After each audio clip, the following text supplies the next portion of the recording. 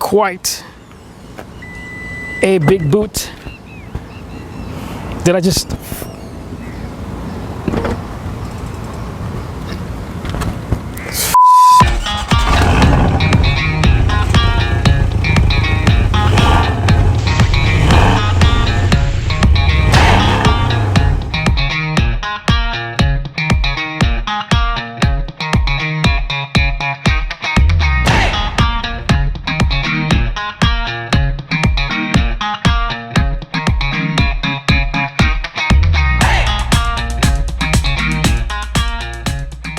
Alright, hello guys, and today we're having a look at a preview version of the Toyota Corolla Cross, another SUV for the mission market. And this one is, although it's a C segment and based on the TNGA C that also underpins the Corolla, obviously, this is actually going up against the B segment contenders like X50 from Proton and the HRV.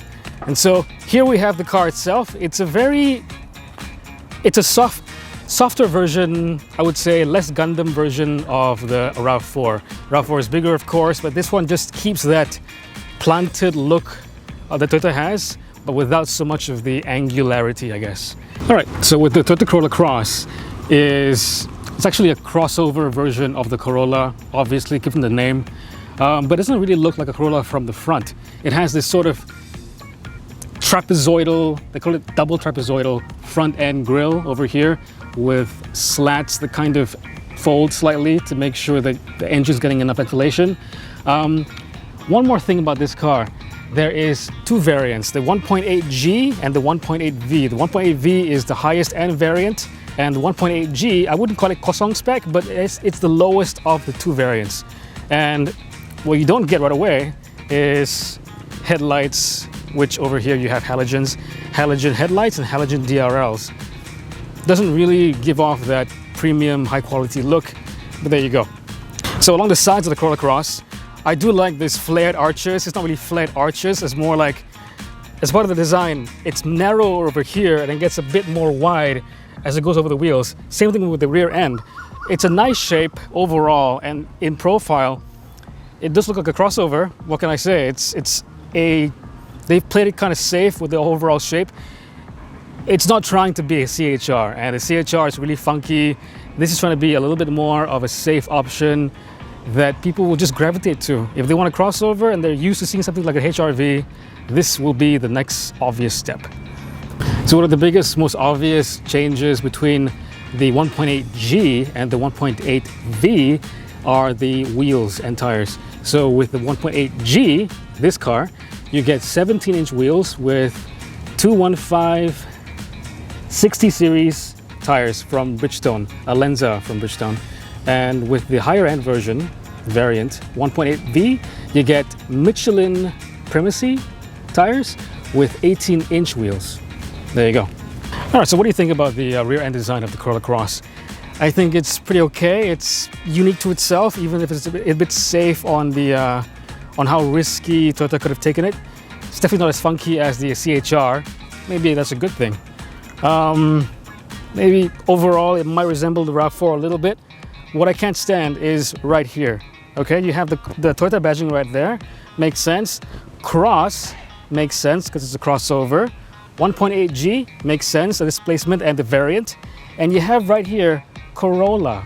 Look, this car we all know is the Corolla Cross. You don't have to have this right here. Or if you do need to have the word Corolla in there and you really must have it, put it somewhere centered right here or somewhere off to the side, there, here. Don't put it like this. It's just gonna make my OCD go crazy. And it's doing that now. I'm really just frustrated. But anyway, you do also get a big boot. In fact, Toyota reckon it's the biggest boot in its class at 440 liters. It's a lot of space, and there's a tonneau cover right there. Of course, you can just use the kickstand feature. Impressive. Okay, so we're inside the Corolla Cross, and it's a very familiar interior. If you've been in the Corolla sedan or Corolla Altis, you'll instantly be familiar with this interior. It's almost identical. Any big changes? No, not really. Maybe you're set up a bit more tall in this car. Visibility is great. They've made a great effort to actually trim down and make narrower the A pillar for more visibility. That's great. Multifunction steering wheel ahead of me. A analog gauge cluster, which is refreshing. I like that actually. Besides that, it's not trying to do too much. You have this nice infotainment screen, 9 inches, I think, in front here. Very high tech looking, very sharp. And it does everything for you. Climate control functions. On the 1.8V, the highest end variant, you do get mood lighting along the interior and also in this little cubby space. And you can also opt to get a optional Qi wireless charger. That's also optional if you want to get it on the V or the G. Besides that, nothing else much to say. It's a nice interior. It feels good. The materials aren't super premium. This is not trying to be a Lexus. But in terms of having a good solid foundation in the mid-pack, yeah, this about covers it. Okay, so the inside of the Corolla Cross. Comfortable. Leather. Perforation on the seat backs. And, well, it's a black interior. Actually, you know what? It feels a bit more cramped because of the color. Or when you had the CHR, you had this sloping rear window, even more cramped it felt like. But over here, actually quite airy in terms of actual space. Legroom, plenty of that. Headroom, with me, plenty of headroom. And overall, I think it's a really good rear seat. I can see myself taking a long trip in here, taking a nap maybe. It's comfortable. I got air conditioning vents, so I can stay cool. Down here, you also have 2 USB ports, each with 2.1 amps. You can charge your iPad or iPhone quite quickly. Is it a better rear seat space than, let's say, the HR-V? I don't know, but it's pretty good.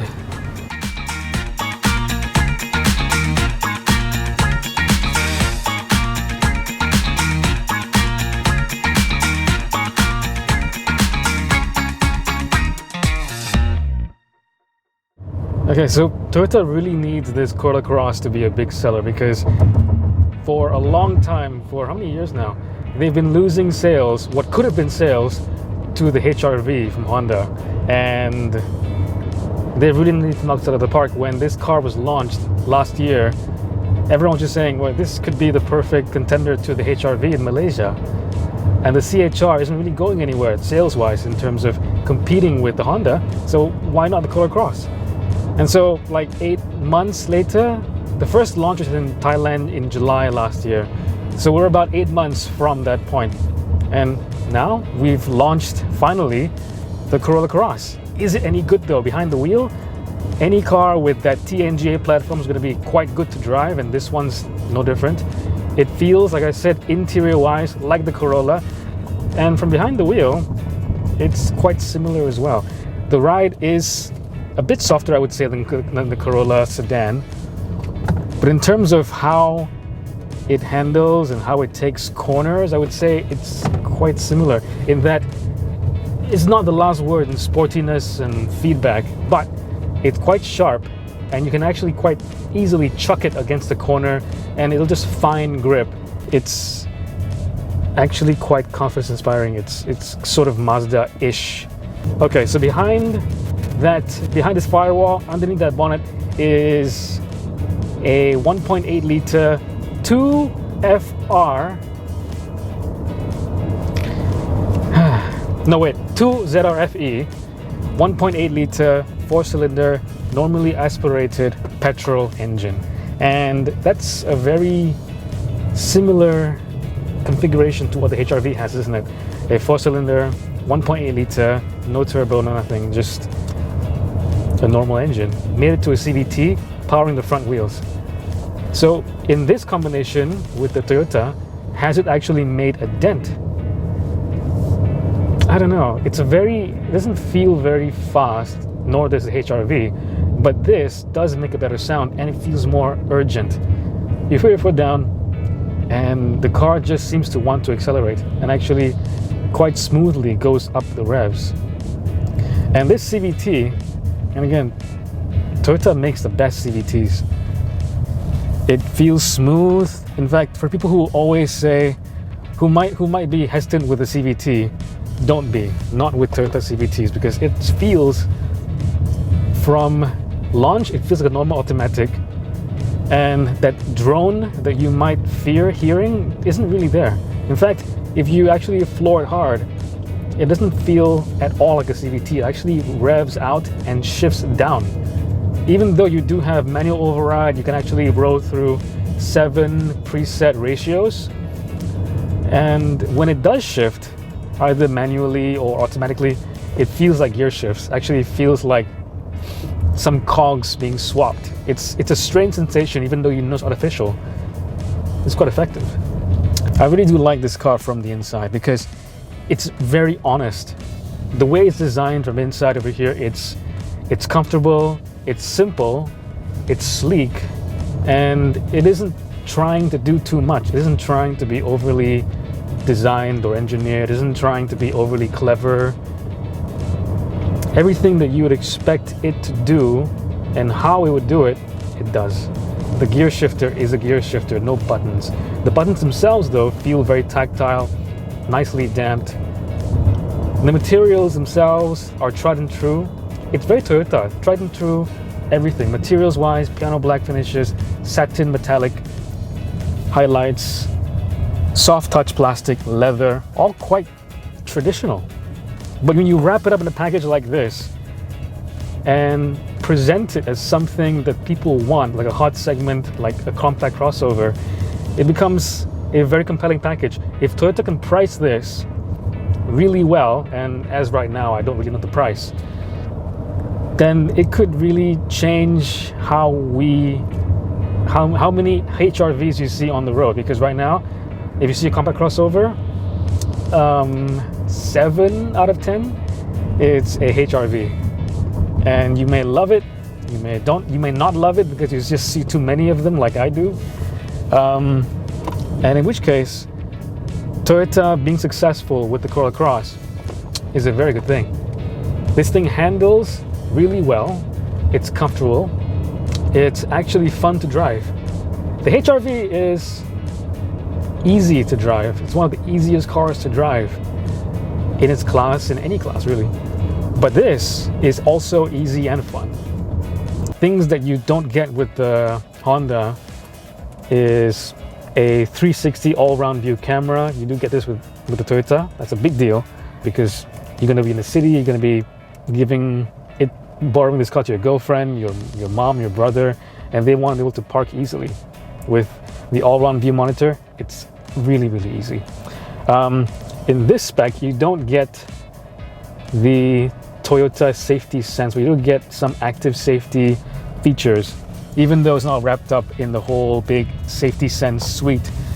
What you do get is the usual ABS, EBD, vehicle stability control, VSC, and you also get blind spot monitoring and rear cross traffic alert, which is good features to add, even if you don't add everything else. Now, Toyota Safety Sense, you get pre-collision, which is AEB, which will automatically brake for you if it senses an impending collision. Great. You don't get it here, but it is a step forward. Usually you would either get, something like an active safety suite with the high spec version, or nothing at all, or close to nothing at all, in the lower spec versions. But in the 1.8G Corolla Cross, you do get some active safety, and that's good. Right, best in class. U-turn, sexy. All right.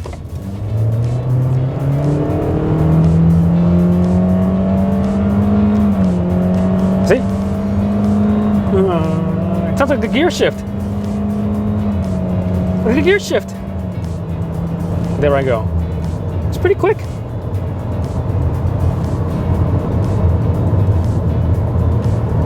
And when the thing is, you get a normal tachometer, none of that digital screen crap. As you can see, the revs climb all the way up to like 6.5, and it's linear. It feels like you're really going, even though you're probably gonna get overtaken by an X50 with turbo engine. Who cares? You're having more fun. The driving position is great. I'm comfortable. I'm like, honestly, when I got into this car, it took me all of like 10 minutes to figure out everything that I could do in this car. The instrument cluster is very simple, direct. Gear shifting is very direct. I would like to have pedal shifters. That's the only thing I would maybe lament about. The HVAC control is easy to understand. Infotainment, dead easy to understand. It's just so obvious. Oh, it has Apple CarPlay, Android Auto. Like a few years ago, you wouldn't even dream about having Android Auto or Apple CarPlay in a Toyota car, and here you have it in a Corolla Cross. It's a good car, this. Can they price it to be tempting enough to sway buyers away from the HR-V? Otherwise, if they get that right, great car. Great car. Love my time with this drive. Even though it's a preview and I'm not driving the 1.8V, it's been a good experience. Look forward to see what Toyota do with this platform, because in other markets, they also have this with a hybrid. Also 1.8 liter, but Atkinson cycles, so a bit more efficient. A bit less power from the combustion engine, but you do get the EV boost. And that's a big deal, because if you're going to use this car as a daily driver in the city, that could save you a lot of fuel and provide some electric boost to make it more responsive off the line, just more zippy in general. Why don't we have it yet? I don't know. But in this base form with the 1.8 liter engine only, it's a pretty strong contender. So yeah, watch out Honda.